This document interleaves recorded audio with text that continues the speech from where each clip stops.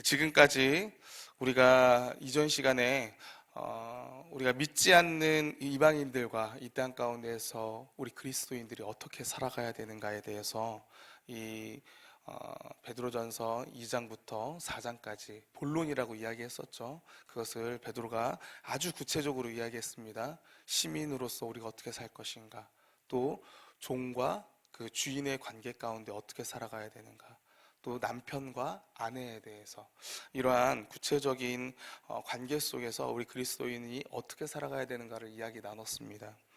원리는 아주 간단합니다. 우리가 이방인이 보기에도 우리가 그 선함을 행함으로 말미암아 그 이방인의 입술 가운데 하나님의 살아계심을, 하나님께 영광 올릴 수 있도록 하라. 이게 바로 우리 그리스도인들이 살아가는 방법이다라고 했습니다. 우리가 예수 안에서 분명히 자유인으로 우리가 부르심을 받았습니다. 죄와 사망의 권세에서 이 속박 가운데 우리는 풀려났습니다. 그렇기 때문에 우리는 자유인입니다.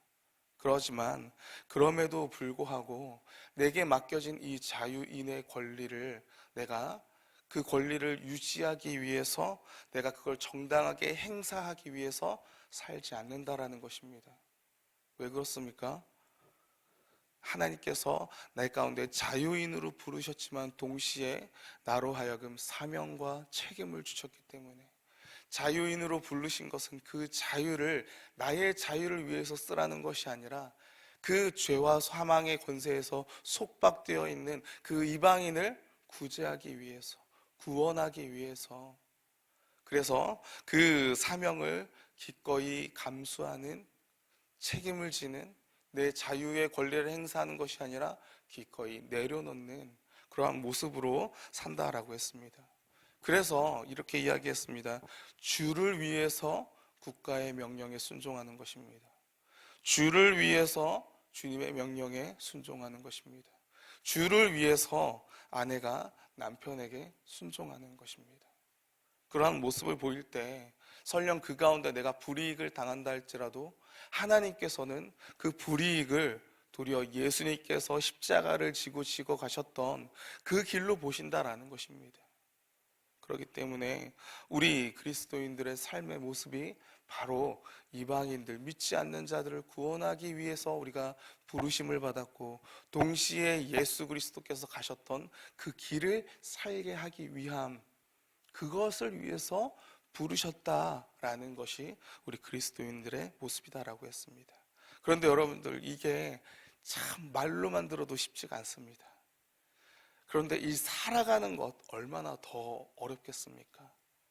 나 혼자 산다고 해서, 또 내가 그것을 다 감당한다고 해서 또 이 사회가 그것을 다 받아주지 않는 것 또한 마찬가지입니다. 힘이 미약해요. 베드로는 이 가운데 순종해라 라고 하는 그러한 모습을 보면서 사회의 그 체제 가운데, 세상 가운데 순응하는, 어떻게 보면 타협하는 것으로 그렇게 비춰질 수도 있었지만 그것이 결코 아니다라고 이야기했습니다. 곳곳에, 군데군데에 이 사회 역시도 변화되어야 한다. 하나님의 나라로, 하나님의 나라가 확장되어 가는 것으로 이 사회가 변화되어 가야 된다. 그 확실한 변화의 방법이 뭐냐? 바로 예수 그리스도, 우리 그리스도인들이 예수님의 모습을 따라 사는 것이다. 그 당시 가운데 내 자유를, 내가 권리를 행사하기 위해서 들고 일어났다라고 한다면 다 아마 고난으로 다 숨졌을 거예요. 이루어지지 않았을 것입니다. 그 가운데 가장 확실한 방법, 그게 바로 내가 죽는 삶이었어요. 그리고 그러기 위해서는 이 베드로는 오늘 본문에서 어떻게 이야기하냐면요, 이 사회가 변화돼야 되는 것처럼 그 전에 먼저 변화되어야 될 게 바로 우리다. 우리가 그러한 사회를, 세상과 다른 변화된 사회의 모습을 우리가 살아내야 된다라고 먼저 이야기하는 것입니다. 그래서 오늘 본문 가운데서 우리 이 앞전에는 시민으로서의 그리스도인, 또 종과 주인, 그리고 여자와 남자, 어떤 특정 계층, 성별에 이러한 초점을 맞춰서 이야기했다라고 한다면요, 오늘은 너희 다라고 이렇게 이야기합니다. 우리 교회 공동체 안에 있는 모든 성도들에게 그리스도의 공동체가 되어야 한다라고 이야기하는 것이죠. 그래서 오늘은 우리가 그리스도의 공동체 어떻게 돼야 되는가라는 것을 함께 살펴보도록 하겠습니다. 그리스도의 공동체는 과연 어떤 특징을 가지고 있는가? 우리 두 가지로 살펴볼 건데요. 첫 번째는 우리 마음을 같이 하는 공동체다라는 것입니다.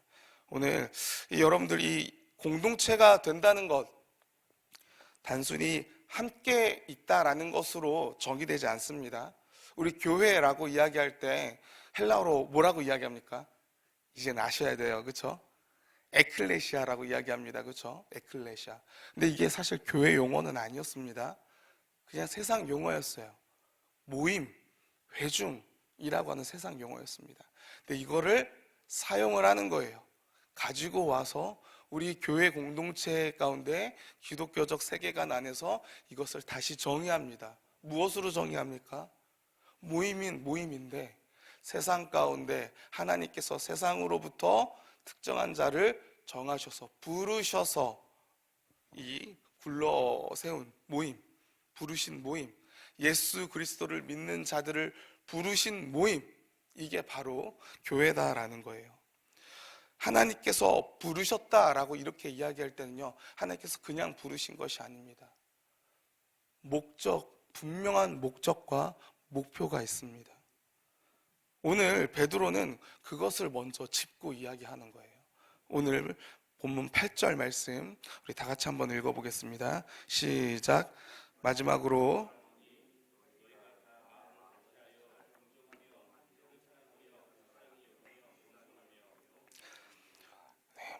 말하노니라고 이야기하면서 너희가 다 마음을 같이하고 동정하고 형제를 사랑하고 불쌍히 여기고 겸손하다.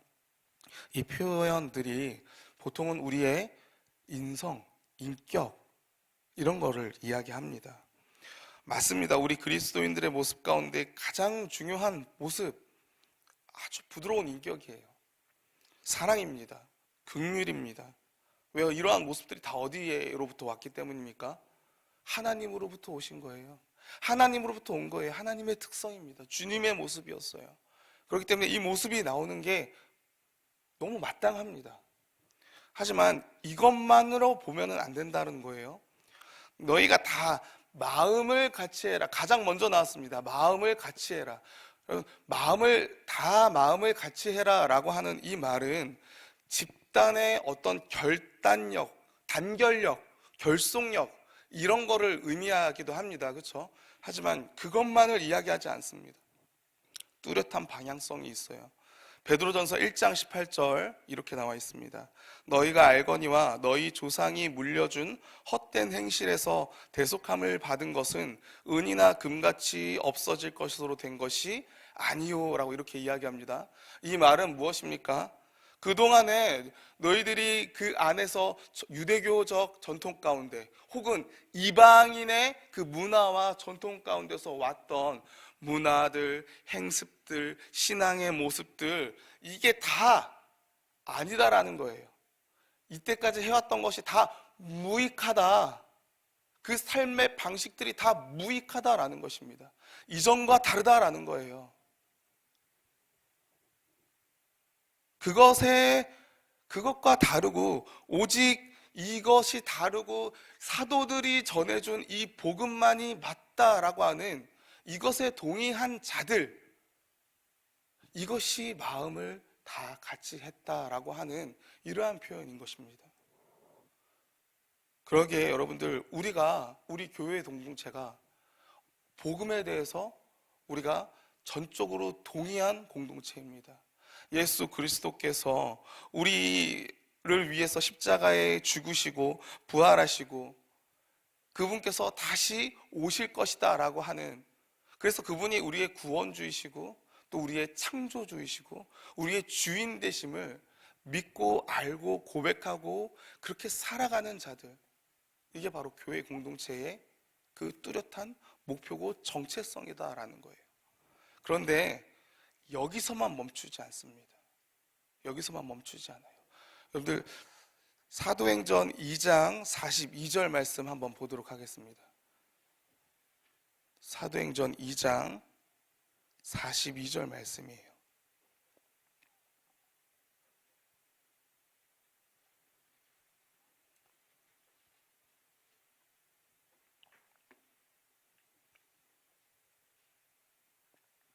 사도행전 2장 42절 말씀 함께 읽겠습니다. 시작. 그들이 사도의 가르침을 받아 서로 교제하고 떡을 떼며 오로지 기도하기를 힘쓰니라. 아멘.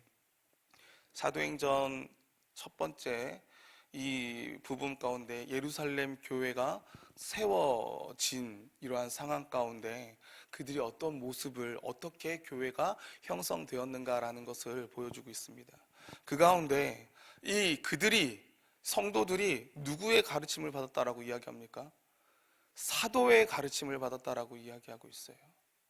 예수 믿는 자들이 모여서 이렇게 이야기한 게 아니라 사도의 가르침을 받았다라고 이렇게 이야기합니다. 에베소서 2장 20절 가운데 이렇게 이야기합니다. 너희는 사도들과 선지자들의 터 위에 세우심을 입은 자라. 그리스도 예수께서 친히 모퉁이 돌이 되셨느니라. 교회가 세워지는 데 있어서 예수 그리스도를 믿는 그 믿음 가운데, 믿음 위에, 그 반석 위에 세워진 게 맞습니다. 하지만 이 가운데 더 구체적으로 어떻게 나와 있느냐? 사도들과 선지자들이 세운, 선지자들의 터 위에 세우심을 받았다라고 이렇게 이야기하고 있어요. 사도들의 가르침을 받았다라고 이렇게 이야기하고 있습니다. 사도들이 무엇을 가르쳤습니까? 예수님 가르쳤죠. 그렇죠? 예수님이 하나님이시고 구원주이시다라는 거 가르쳤습니다. 근데 그것만이 아닙니다. 사도들은 예수님의 가르침을 예수님께서 공생의 가운데 가르쳐 주셨고 그 가르침을 성령의 강림 가운데 이제 성령의 조명하심으로 말미암아 예수님이 어떤 말씀을 하셨는지를 깨닫게 됐습니다. 예수님은 어떤 말씀을 하셨습니까? 구약에 있는 선지자들의 말씀이 이제 내 가운데 이루어졌다라는 것을 말씀을 해주셨어요. 그러기에 사도들이 행한 것은 구약에 있는 말씀, 구약에서 하나님께서 그때 당시에 그때의 이스라엘 백성들에게 하나님께서 의미 있는 그 말씀을 주셨습니다. 그들도 이해를 했어요. 하지만 더 속에 깊은 의미, 예수 그리스도께서 구원주로 오실 것이다 라고 하는 자손에 대한 약속들, 이러한 의미들을 사도들이 예수 그리스도를 믿는 믿음 가운데 구약을 재해석하게 됩니다. 여러분들, 사도 바울이 홍해를 건너갔던 이 사건에 대해서 무엇이라고 해석을 했습니까? 침례라고 해석을 했어요. 구약의 침례라는 말, 홍해 건너갔다는 사건을 침례라고 절대 말하지 않습니다. 사도 바울은 성령의 조명하심 가운데 예수 그리스도께서 오심으로 성취되어진 이 구약의 약속들을 이제 재해석하게 되는 겁니다. 그것이 바로 침례였구나 라는 것을. 예수님께서 침례 요한이 오셨을 때 침례 요한에게 침례를 받은 이유에 대해서 내가 침례를 받는 게 내가 의롭다라고 한 의를 이루는 것이다 라고 이렇게 이야기한 이유가 무엇입니까? 예수님께서 이스라엘의 그 실패했던 삶을 예수님께서 다시 한 걸음 한 걸음 다 사시는 거예요. 시험 받으실 이유가 없습니다. 왜 예수님께서 시험을 받으셨습니까?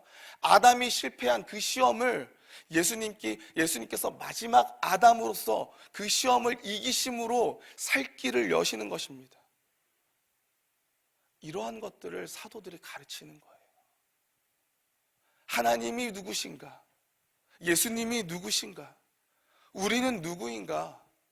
라는 것을 예수님께서 오신 그 신약의 관점 안에서 성령의 조명하심으로 이 사도들이 성도들에게 가르친 거예요. 이게 사도의 가르침입니다. 여기에 동의하는 거예요. 단순히 예수 그리스도께서 죽으셨고 부활하셨고 승천하셨고 다시 오실 것이다 라고 하는 이 구원은요, 가장 중요하고 가장 기본이 되는 것이지만 이게 전부를 말하진 않다라는 것입니다.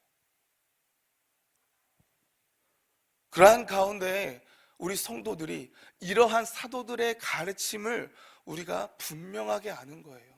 마음을 다 같이 한다라고 이야기했을 때는 나의 목표가 무엇이고 내가 걸어갈 길이 어떠한 길인지를 알고 내가 누구인지를 알고 분명하게 알아갈 때 그곳을 향해서 걸어갈 수가 있는 거예요.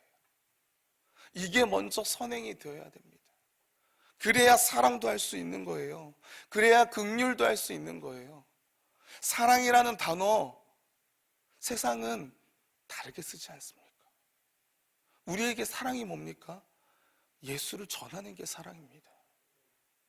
예수를 전하고 구원받도록 하게 하는 게 진정한 사랑이에요. 그게 아가페의 사랑입니다. 여러분들, 우리 자신이 어떤 삶을 살아야 되는지 우리가 알지 못하기 때문에 내 정체가 무엇인지 제대로 머리만 알고 가슴 가운데에도 알지만 나의 행동이 그렇게 되지 않기 때문에 그래서 우리가 차갑거나 뜨겁거나 하지 못하고 회색으로 가는 겁니다. 어쩔 땐 차갑고 어쩔 땐 뜨겁고. 그러니까 우리 역시도 어리둥절하는 거예요. 베드로는요, 고난받는 그 교회의 그 성도들에게 있어서 너희가 이 고난의 길을 완수하기 위해선 너희가 이 세상과 다른 너희가 변혁되어야 될 그러한 모습으로 가기 위해서는 먼저 너희가 누구인지를 다 같이 한 마음으로, 한 뜻으로, 한 믿음으로, 한 목표를 가지고 하나의 공동체로서 가야 됨을 먼저 이야기하고 있는 것입니다. 저와 여러분이 이러한 정체성을 우리가 분명히 알고 확실하게 가게 되기를 간절히 소원합니다. 두 번째로는 이 세상과 다른 예수님의 모습을 드러내는 공동체다라는 것입니다. 아까도 이야기했지만 우리가 분명히 누구인지를 알아야 됩니다. 마음을 다해서 우리가 무엇인지를 알아야 돼요. 그렇게 해야만 생각과 마음과 뜻이 하나가 되어서 우리가 동정할 줄도 알고요, 제대로 동정할 줄도 알고요, 제대로 긍휼함을 베풀 줄도 알고요, 제대로 사랑을 할 수가 있습니다.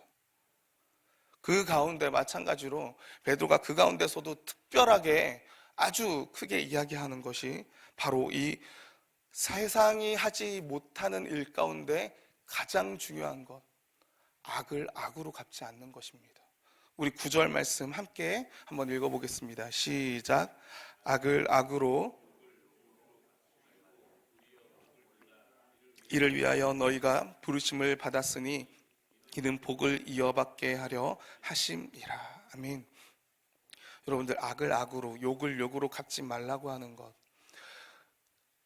복수를 하지 않는 것도 어렵습니다. 그렇지 않습니까? 복수를 하지 않는 거 어려워요. 왜냐하면 이때 당시도 마찬가지고 요즘도 마찬가지일 거라고 생각합니다. 누군가가 자기 자신을 공격해요. 자신의 자존심을, 자존감을 깎아내리는 공격을 하면은 그것을 또 내가 그냥 견디고 참는 것은요, 그 집단 안에서 자신의 명예를 자신 스스로가 내리는 행위예요. 불명예입니다. 불명예. 능력 없음을 드러내는 것이에요. 그렇게 되면 또 다른 사람들에게 먹잇감이 됩니다. 만만해 보여서 하는 거예요. 그래서 이때 당시의 법이 뭡니까? 고대의 근동 가운데 나왔던 법은요, 아주 분명합니다. 악에는 악으로 보복하는 거예요. 함무라비 너무나 잘 알고 있지 않습니까? 눈에는 눈, 이에는 이입니다. 그렇기 때문에 그때 당시의 사회 가운데서도 내가 깎아짐 당했는데, 깎아짐 당하는 사람들은요, 여자, 노예, 종들, 이런 사람들이었어요. 그걸 가만히 참아야 되는 사람들은요. 그러니까 참는다라는 것, 견딘다라는 것, 이게 쉽지가 않았단 말입니다. 그런데 오늘 본문에는 그것으로 멈추지 않습니다. 더 나아가고 있어요. 무엇을 하라고 이야기합니까? 도리어 복을 빌라라고 이렇게 이야기하고 있습니다. 여러분들, 원수를 위해서 복을 빌라라고 이야기하는 것, 누구의 말씀이었습니까? 예수님의 말씀이었잖아요. 누가복음 6장 27절 28절 이렇게 이야기합니다. 그러나 너희 듣는 자에게 내가 이르노니 너희 원수를 사랑하며 너희를 미워하는 자를 선대하며 너희를 저주하는 자를 위하여 축복하며 너희를 모욕하는 자를 위하여 기도하라. 원수를 사랑하라라고 이렇게 이야기합니다.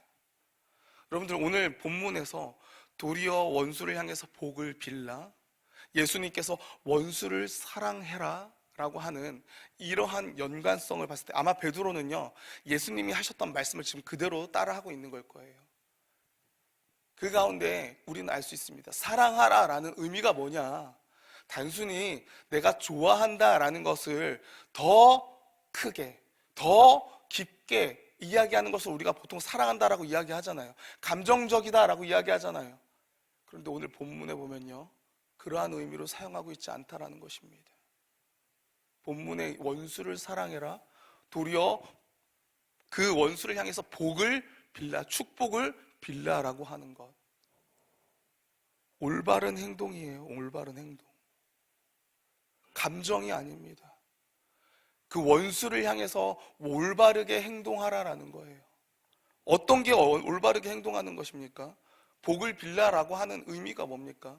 그리스도인들에게 있어서 복을 빌라라고 하는 것은 너무 간단합니다. 하나님, 그를 구원하여 주시옵소서. 하나님의 은총이 그 가운데 있게 하여 주시옵소서. 이게 복이잖아요. 그렇죠? 이걸 빌라라는 거예요. 그렇게 함으로써 뭐 하는 건데요? 악을 악으로 갚고 악을 더 큰 악으로 갚는 이 악을, 더 타락을 유발하는 것을 이제 그치는 겁니다. 무엇을 통해서요? 복을 비는 것을 통해서요. 이것을 예수님은 사랑이다라고 이렇게 이야기하고 계신다는 것입니다. 그래서 선으로 악을 이겨라라는 이 말이 여기서 연관되었다라는 거예요.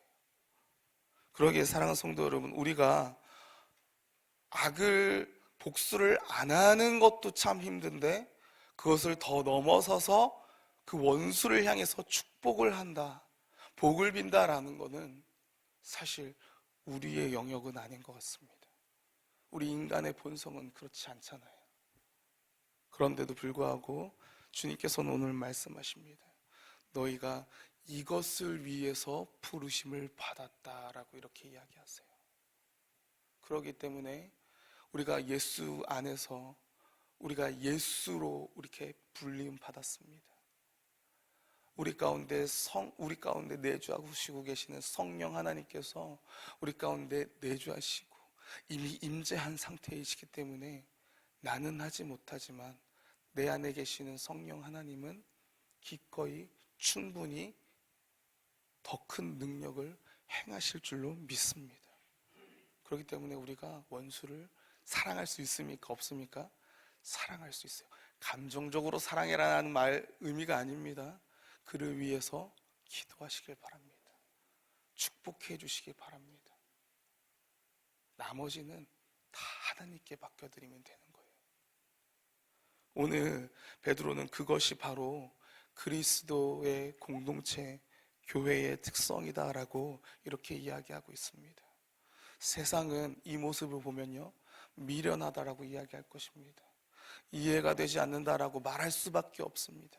하지만 하나님은 그것이 바로 기쁨이고 그것이 바로 충만함이고 그것이 바로 거룩한 성도의 모습이다라고 이야기하고 있습니다.